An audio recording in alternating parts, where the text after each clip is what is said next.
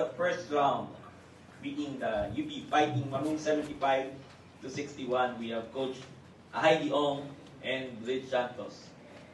Coach, congratulations for this victory. You led by as much as 25 points, and although nakalapit tong UP ng final quarter, you're able to hold it on. So, ano yung masasabi mo sa effort ng team as we go to the second round? Of course, salute to UP also who gave us a good fight. We need to be more consistent on our games. We cannot play just for 2-3 quarters and will not perform on other quarters, because fourth quarter UP scored 25 and we scored 17 points only. So but a win is a win. We'll go back to the drawing board. The start of the second round is on Saturday against LaSalle. Hope we can improve our game compared to this game against UP. Take to Bridge, 26 points, 6 steals, 2 assists, 1 rebound, and plus 50. 7 steals kayo sa first round, pero malayo pa. We have second round. At kung palari kayo, mabot kayo sa dulo. So ano yung kailangan improve yung sa team? Especially nga, medyo nagka-problema kayo sa fourth quarter against UP. At parang hindi ma-ultima kayo itong mangyayari. So yun po, kakasabi lang po ni Coach Heidi na maging consistent po all the time. Kasi once po parang complacent kami eh. Pag once na nakalamang kami, parang what do you call this? Parang magre-relax kami, and then yun ang problem namin. Maging consistent kami every day. Coach, at 7-0, in a way, it validates yung preseason expectations of you coming out on top. But ano pa yung nakikita mong kulang na kailangan natin ayusin? And do you think a sweep is doable? Of course, second round will be more tougher than the first round. I'm just happy na meron kaming 7 wins right now. At the start of the season naman, it's far beyond my mind na we're gonna sweep the season. So we treat the game one game at a time pa rin. So hopefully, we keep the winning streak. But again, we need to work hard for every game for the second round. Bridget, yun nga, first round sweep, ang last na UST women's team na nakagawa noon, 2011 pa. Ano lang feeling na makamit yung ganun?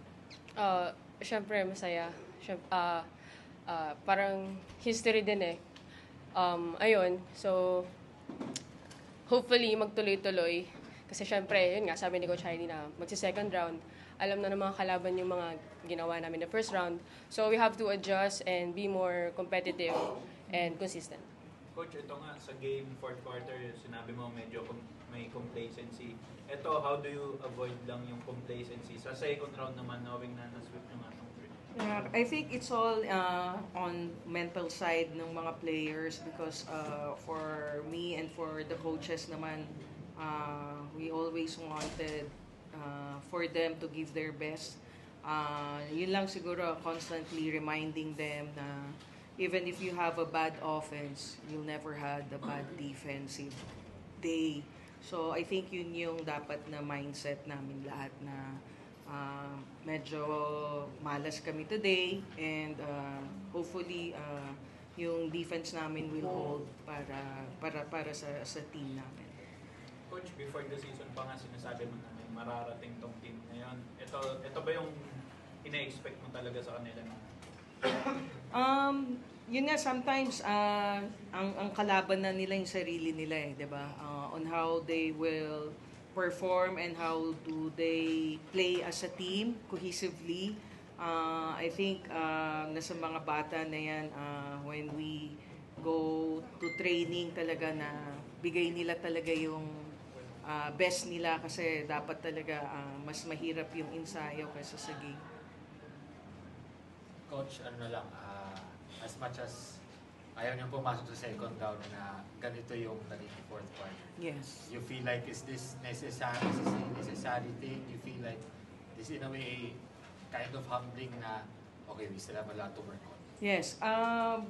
Of course, may mga silver lining pa rin when it comes to mga games na ganito. Like si Bridget, this is her first blowout game. For the first time, our free throws is 9 out of 9. But I think dapat mas marami pa. I think every time naman, even if you win or lose, there will be learnings pa rin for us coaches and for the whole team. Congratulations, Coach Heidi. And Thank you.